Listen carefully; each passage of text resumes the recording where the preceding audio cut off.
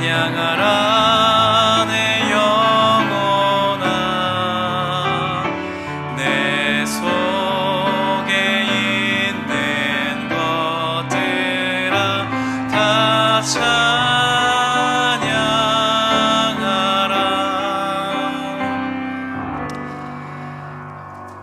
오늘 우리에게 주신 하나님의 말씀은 창세기 28장 10절부터 22절까지의 말씀입니다. 창세기 28장 10절부터 22절까지의 말씀을 저와 여러분들이 한 절씩 번갈아 가면서 교독하시도록 하겠습니다.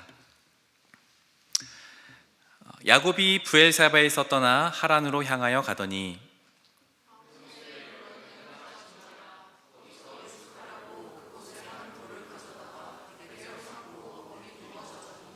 꿈에 본즉 사닥다리가 땅 위에 서 있는데 그 꼭대기가 하늘에 닿았고, 또 본즉 하나님의 사자들이 그 위에서 오르락 내리락 하고,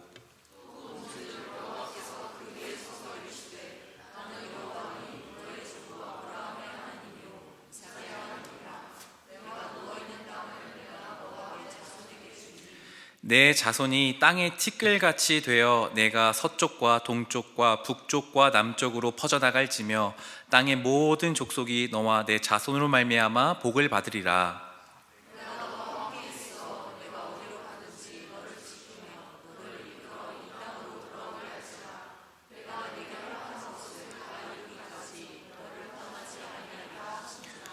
야곱이 잠이 깨어 이르되 여호와께서 과연 여기 계시거늘 내가 알지 못하였도다.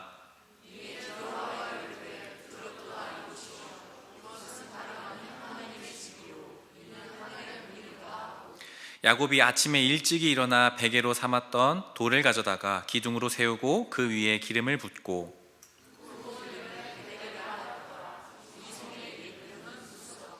야곱이 서원하여 이르되 하나님이 나와 함께 계셔서 내가 가는 이 길에서 나를 지키시고 먹을 떡과 입을 옷을 주시어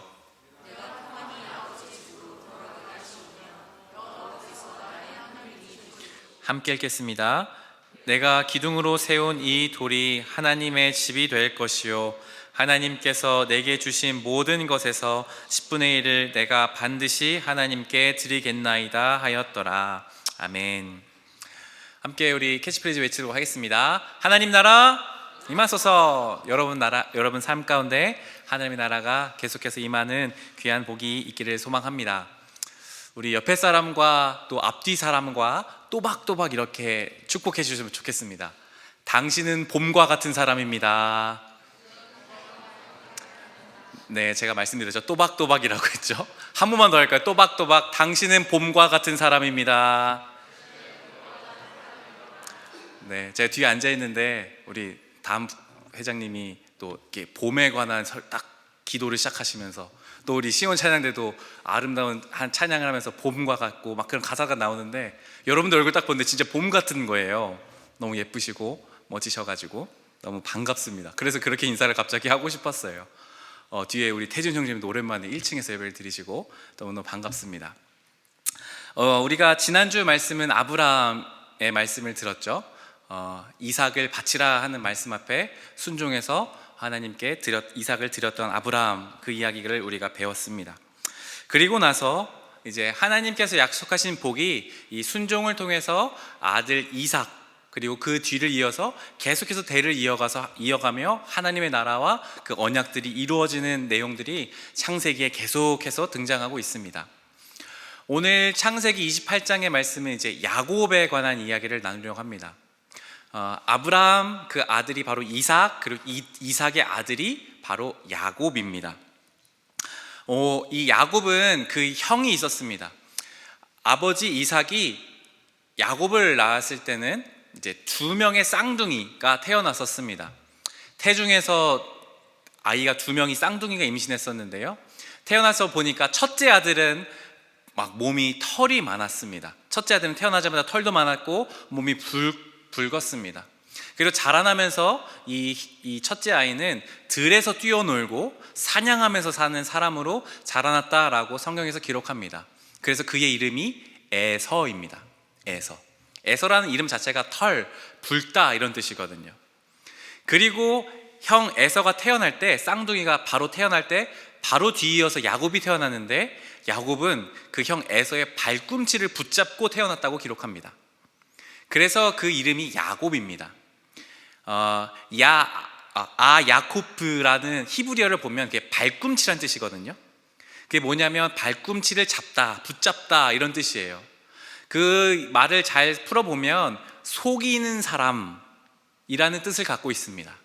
그러니까 야곱은 태어날 때부터 형 에서의 발꿈치를 붙잡고 속이는 사람으로 태어났습니다. 자, 형 에서는 태어나자마자 털도 많고 몸도 붉고 밖에 나가서 날마다 들에서 사는 파워 2 외향형의 사람이었습니다. 그런데 야곱은 태어나자마자 털도 없고요. 어떤 일을 하면 살았냐면 주로 집에 있었습니다. 어머니 리브가 일을 도와서 집안일하고 요리하는 것을 좋아했던 것으로 보입니다. 너무 스윗한 남자 같지 않아요? 야곱? 막 요리해주고 막 집안일도 잘하는 그런 멋진 남자라고 생각하지만 이 당시에 창세기의 말씀의 배경을 살펴보면 누지 문서라는 이제 고대 이 시대에 문서가 발견된 것이 하나 있습니다. 그 당시의 생활 풍습과 그런 것들을 살펴보면 그 당시에 멋진 남자 미남의 상이 있다고 합니다. 미남의 상 첫 번째 조건은 털이 많아야 합니다. 혹시 남성분 중에 털이 많은 분이 계신가요? 고대 시대로 돌아가시면 굉장한 미남이셨을 겁니다. 차은우 뺨을 때리실 수 있을 겁니다. 그런 겁니다. 미남의 기준이 달라요. 그리고 이 당시에 미남의 기준은 사냥을 잘해야 됐습니다. 부족 사회였기 때문에 사냥을 잘해서 우리 구성원들을 잘 먹여 살리는 것이 미남의 기준이었습니다. 자, 그럼 미남의 기준에 부합한 사람이 에서인가요? 야곱인가요? 에서죠. 에서는 그러니까 태어날 때부터 자라나면서 진짜 훌륭한 사람, 그러니까 그 당시에 아주 인정받는 사람이었다는 겁니다. 지금으로 따지면 아주 좋은 대학교 갔고 능력도 출중하고 소위 말하는 우리가 말만 하면 다 아는 대기업에 다니는 사람, 그런 사람이 아주 에서였다는 겁니다. 자, 그럼 이 당시의 배경으로 야곱은 제가 뭐 했다고 했죠? 집에서 요리하고요, 청소하고요. 자, 미남의 기준에 어떤가요? 정확히 맞나요? 아주 떨어지죠. 야곱은 할 줄 아는 게 없었어요. 아주 인정받지 못하는 사람의 표본이 바로 야곱이었습니다. 집안일 하는 사람, 털도 없어요. 잘생겼다는 거예요? 못생겼다는 거예요? 못생겼다는 얘기였죠. 그게 바로 야곱이었습니다. 자, 여러분, 알랭드 보통이라는 사람이 불안이라는 책을 썼거든요. 불안을 느끼는 이유에 대해서 막 여러 가지 분석을 하다가 이런 이야기를 해요. 가장 자기가 다른 사람과 비교할 때 불안을 느낀다고 합니다. 그런데 어떤 사람들이랑 비교할 때 불안을 느끼냐면 나의 준거 집단 바깥에 있는 사람, 뭐 연예인이나 TV에 나온 사람, 이런 사람들이랑 자기가 비교하지 않는데요. 그 사람들은 그냥 그 사람들이고 나랑 가장 가까이 있는 사람과 내가 비교될 때 그때가 가장 사람이 분노를 느끼고 불안을 느낀다고 하더라고요. 그러니까 야곱에게 가장 가까이 있는 사람이 누구예요? 에서입니다. 쌍둥이 형. 맨날 비교당했겠죠. 야, 형 에서는 저렇게 사냥도 잘하는데 넌 좀 나가서 좀 놀아봐라. 그런 이야기 듣고 자라는 것이 야곱이었을 겁니다. 야곱이 어떤 생각을 했을까요? 나는 왜 에서가 아닐까? 나는 왜 몸에 털이 없을까? 나는 왜 이렇게 태어났지? 나는 왜 사냥도 못하지? 나는 왜 집에 있는 게 좋지? 이렇게 은근한 비교 속에서 야곱이 스스로를 생각하지 않았을까요? 나도 에서가 되고 싶다. 나도 멋지게 살고 싶다. 에서의 존재를 갈망하고 있었을 겁니다. 그래서 야곱이 했던 행동들이 어떤 건 줄 아세요? 바로 자기가 잘하는 거, 속이는 거였습니다. 능력이 안 되니까 속이는 거죠. 그의 이름대로. 어느 날 형 에서가 여느 날처럼 열심히 사냥을 하고 들에서 열심히 사냥을 하고 돌아오던 어느 날 저녁이었습니다. 야곱은 그날도 집에서 맛있는 요리를 하고 있었습니다. 머리 이렇게 넘기면서 아주 여성스럽게 요리를 맛있게 하고 있었습니다. 그날의 메뉴는 팥죽이었습니다. 팥죽을 맛있게 그 솔솔 냄새가 풍길 때 형 에서가 너무 배가 고파서 와서 들어와요. 야곱이 말합니다. 형님, 제가 맛있는 팥죽 한 그릇 끓였는데 드실래요? 형 에서가, 성미가 급한 에서가 말하죠. 한 그릇 줘봐라. 아니 형님, 맨입으로는 안 되고 나랑 거래 하나 합시다. 내가 팥죽 한 그릇 드릴 테니까 형님의 장자 맞이로서의 그 명분을 나에게 갖다 파십시오.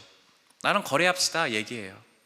밭죽 한 그릇 내가 드릴 테니까 형 맞이, 장자로서의 권한을 내게 주십시오 이야기합니다. 에서는 아이고 그 뭐 필요 없어. 그래 당장 배고파 죽겠으니까 줘. 일단 너 가져 필요 없어. 그리고 팥죽 한 그릇가 바꾸어 먹었습니다. 치졸한 행동인 거죠.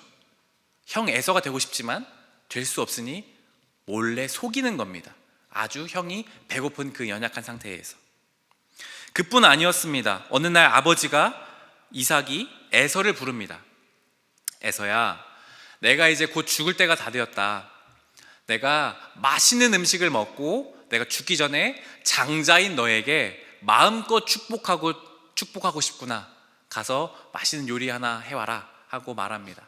이 당시에 고대 관습이 그런 거예요. 아버지가 마지막 장자에게 마음껏 축복하고 죽는 것이죠. 그래서 형 에서는 즉시 그 말을 듣고 사냥하러 나갑니다. 그런데 그 말을 어머니였던 리브가도 들어요. 리브가가 둘째 야곱을 부릅니다. 야곱아, 내가 아버지의 말 이삭을 들어보니 너의 아버지 이삭의 말 들어보니 이러이러하더라. 너 지금 당장 가서 염소 한 마리 잡아와라. 그리고 맛있게 염소를 요리해서 갖다 줘요. 그리고 그 염소의 털을 야곱의 몸에 붙입니다. 마치 누구처럼요? 에서처럼 이렇게 막 꾸밉니다. 야곱에게. 그리고 그것을 들고 아버지 이삭에게 들어가요. 그 당시 이제 나이가 너무 많아서 아마 당뇨병으로 추측하는데 이삭의 눈이 잘 보이지 않았던 것 같습니다. 그래서 야곱이 들어가서 말해요. 아버지, 제가 왔습니다. 이삭이 묻습니다. 네가 누구냐? 물어요. 야곱이 뭐라고 대답했을까요? 예, 에서입니다. 아주 실존적인 질문이죠. 네가 누구냐? 예, 에서입니다. 거짓말하죠. 속이죠. 누가 되고 싶은 거예요? 에서가 되고 싶은 겁니다. 나도 에서가 되고 싶은데 에서가 될 수 없으니 털을 붙여다가 에서의 모습으로 꾸미고 아버지께 찾아 들어가 속입니다. 그리고 아버지의 축복을 홀랑 다 받습니다. 그리고 나가죠. 그리고 형 에서가 들어와요. 아버지, 음식 가져왔습니다. 마음껏 드시고 저를 축복해 주십시오. 아버지가 이삭이 깜짝 놀라요. 나 이제 너에게 줄 축복이 없다. 방금 들어왔던 사람 누구냐? 야곱에게 속은 거죠. 자, 성미가 급했던 에서는 이 사실을 알고 어떻게 했을까요? 야곱을 죽이고자 하죠. 장자의 명분을 뺏어간 것도 모자라서 모든 축복까지 다 가져간 겁니다. 진짜로 죽이려고 해요. 그래서 야곱은 이제 도망갑니다. 외삼촌 라반이라는 한 번도 본 적 없는 외삼촌의 집으로 피신하게 돼요. 그 피신하는 과정이 바로 오늘 28장의 말씀입니다. 좀 배경이 길었죠. 오늘 그 28장에서 이제 나와서 하나님 앞에서 이제 살아가야 되는 야곱이 그 길을 걸어가다가 지쳐 잠에 들게 되었습니다. 그동안 집에서만 살았던 야곱이었어요. 할 줄 아는 것도 없고 그냥 집에서 편안한 곳에서만 잠을 자던 야곱. 이제는 그 길바닥에 누워서 추운 곳에서 덮을 것 하나 없이 돌을 가져다가 베개를 베고 자는 그 처량한 모습을 한번 상상해 보세요. 나도 에서가 되고 싶었는데 나는 안 되니까 할 수 있는 건 속이는 것뿐인데 내가 그렇게 잘못했나? 난 이제 형이 당장 와서 날 죽이면 어떡하지? 불안함과 죽음의 공포, 그런 처량함 가운데 지금 야곱이 길에서 누워 있는 겁니다. 바로 그때 하나님의 말씀이 임하십니다. 바로 그런 야곱에게, 절망 가운데 있는 야곱에게 하신 말씀을 우리 함께 읽어보도록 하겠습니다. 창세기 28장 13절부터 15절까지의 말씀입니다. 함께 읽어보겠습니다. 시작. 주님께서 그 층계 위에 서서 말씀하셨다.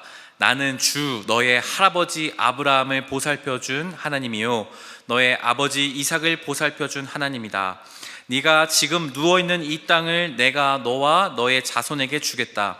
너의 자손이 땅의 띠끌처럼 많아질 것이며 동서남북 사방으로 퍼질 것이다. 이 땅 위의 모든 백성이 너와 너의 자손 덕에 복을 받게 될 것이다. 내가 너와 함께 있어서 내가 어디로 가든지 너를 지켜주며 내가 너를 다시 이 땅으로 데려오겠다. 내가 너에게 약속한 것을 다 이루기까지 내가 너를 떠나지 않겠다. 아멘. 바로 처량하게 누워있는 야곱에게 하나님이 나타나셔서 말씀하세요. 나는 너의 할아버지 아브라함의 하나님이고 나는 너의 아버지 이삭의 하나님이다. 내가 아브라함과 이삭에게 주었던 그 언약을 가지고 다시 똑같이 너에게 언약한다 말씀하시면서 찾아오신 거예요. 내가 너로 모든 민족을 복을 받게 할 것이고 너를 통해 많은 민족이 생길 것이며 내가 너와 끝까지 함께 하겠다 약속하십니다. 하나님은요, 오늘 야곱에게 그렇게 처량하고 속임수밖에 쓸 줄 모르는 비겁한 사람, 속임수를 쓰는 사람, 루저 같은 야곱에게 약속을 주시는 겁니다. 내가 너와 함께 하겠다. 야곱이 그때 뭐라고 대답한 줄 아세요? 창세기 28장 20절과 21절 말씀 제가 읽어드릴게요. 야곱이 하나님께 이렇게 고백해요. 야곱은 이렇게 서원하였다.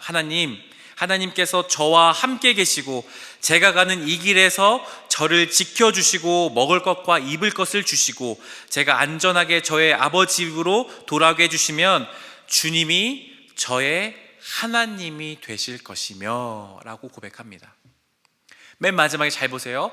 저의 하나님이 되실 것입니다 라고 말합니다. 우리가 앞에 살펴보지 않았는데 창세기 27장 20절 말씀에서 이렇게 이야기합니다. 아까 이야기예요. 이삭이 야곱에게 물어봐요. 아들에게 물었다. 얘야, 어떻게 그렇게 빨리 사냥거리를 찾았느냐?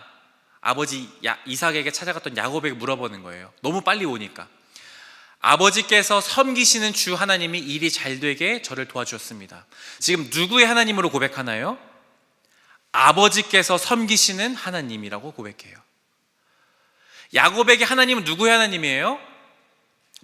아버지 하나님, 아빠가 섬기시는 그 하나님이 도와주셨어요.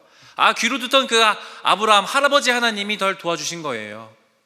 그런데 오늘 하나님께서 나타나셔서 야곱을 만나주셨을 때 야곱이 뭐라고 고백하나요? 주님이 저의 하나님이, 나의 하나님이 되실 것입니다 라고 바뀝니다. 바로 나의 하나님. 존 칼빈이 쓴 아주 유명한 기독교 강요라는 책이 있습니다. 그 책 1권 1장에서는 이제 하나님을 아는 지식에 대해서 이 주제로 이제 서술하기 시작합니다. 굉장히 길고 기독교의 근간이 되는 책이거든요. 한번 보여주시겠어요? 이렇게 기록되어 있습니다. 하나님을 아는 지식과 우리 자신을 아는 지식은 서로 연결되어 있다. 하나님을 아는 지식과 우리 자신을 아는 지식은 서로 연결되어 있다. 이 말이 무슨 말이냐 하면 인간을 더 잘 알려면, 나를 어떻게 더 잘 알려면 하나님을 알아야 된다는 거예요. 왜냐하면 옛날에 나눴던 것처럼 창조하신 분이 하나님이시기 때문에 하나님께서 내가 누군지를 알게 해주셔야 되는 분이기 때문에 하나님을 더 알수록 내가 누군지 더 절실하게 알아간다라고 이야기하고 있습니다. 야곱도 마찬가지였습니다. 하나님을 경험하고 하나님을 만나자, 나의 하나님으로 만나자 이제 야곱은 자기 자신의 모습을 마주해요. 속이는 자, 야곱아 라고 부를 때마다 듣는 말, 속이는 자야. 그것을 받아들여요. 하나님 주신 그 삶을 받아들입니다. 난 털없어. 난 사냥도 못해. 난 사람들에게 인정받지 못해. 그러나 하나님이 나의 주신 모습이야. 그것을 받아들이고 그렇게 살아가요. 이제 나의 하나님으로 받아들이고 하나님이 내게 주신 내 삶을, 야곱으로서의 삶을 더 이상 에서가 아니라 에서의 존재를 갈망하지 않고 나는 야곱이야 하고 야곱으로서 그 삶을 살아가는 것이죠. 사랑하는 영세교회 청년부 여러분, 여러분의 하나님은 누구의 하나님이십니까? 나의 하나님으로 고백할 수 있으시겠습니까? 아니면 그냥 설교 때 듣던 하나님, 찬양 속에 듣던 하나님, 찬양 인도자가 고백하는 하나님, 셀장이 알려주는 그 하나님으로 고백하고 있지는 않습니까?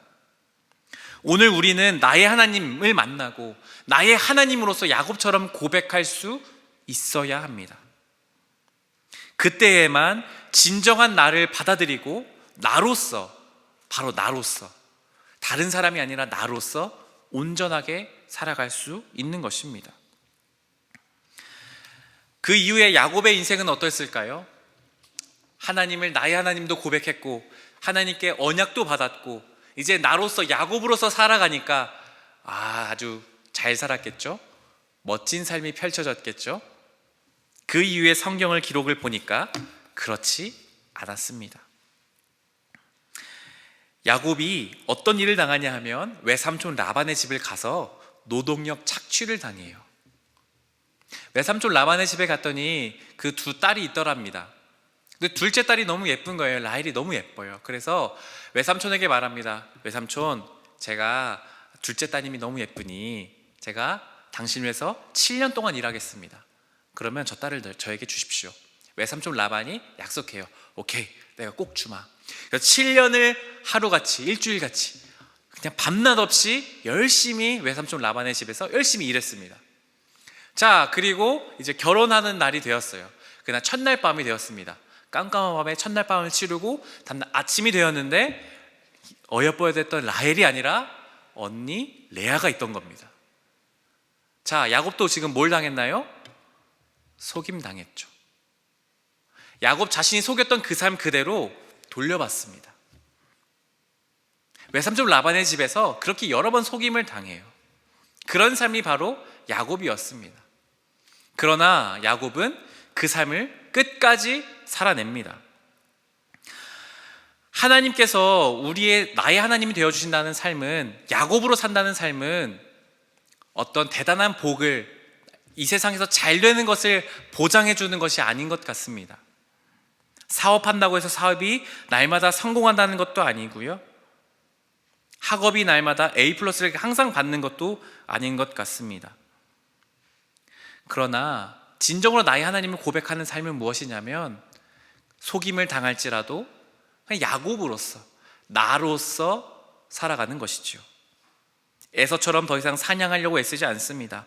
내게 주신 삶으로 하나님 나라의 원리를 가지고 내 모습을 가지고 그저 뚜벅뚜벅 살아가는 것, 그것이 오늘 하나님께서 우리에게 주시는 말씀인 겁니다.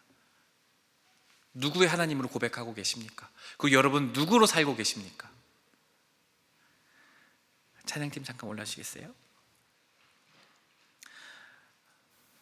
사랑하는 여러분, 좀 이상하지 않나요? 하나님이 왜 이런 야곱에게 약속을 주셨을까요?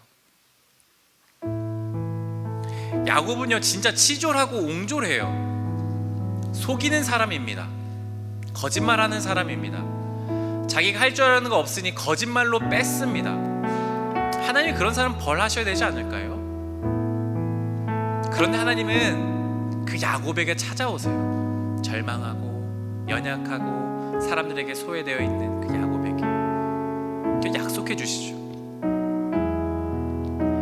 내가 아브라함에게 준 언약을 이룰 거야. 내가 이삭에게 준 언약을 너에게도 줄 거야. 하나님의 언약은 하나님이 주권적으로 가지고 약속하시는 겁니다. 우리가 비록 부족할지라도, 연약할지라도, 모날지라도 하나님이 하시는 겁니다. 그게 하나님 나라의 기본입니다. 그래서 하나님이 야곱을 찾아오시는 거예요. 그리고 내가 너와 함께 할게 약속하시는 것이죠. 사랑하는 여러분, 오늘 우리의 삶은 어떻습니까? 오늘 우리의 삶이 야곱과 같지 않습니까? 혹시 그런 사람이 있다면 주님께 우리의 모습을 가지고 나가십시다. 나의 하나님으로 고백하며 하나님이 내 삶을 온전히 받으시고 하나님 나라를 살아갈 수 있는 우리의 삶이 될 수 있기를 바라는 것입니다. 이 시간 우리 함께 찬양하면서 그 주님께 나의 하나님으로 고백하며 시간 찬양을 나아가면 좋겠습니다.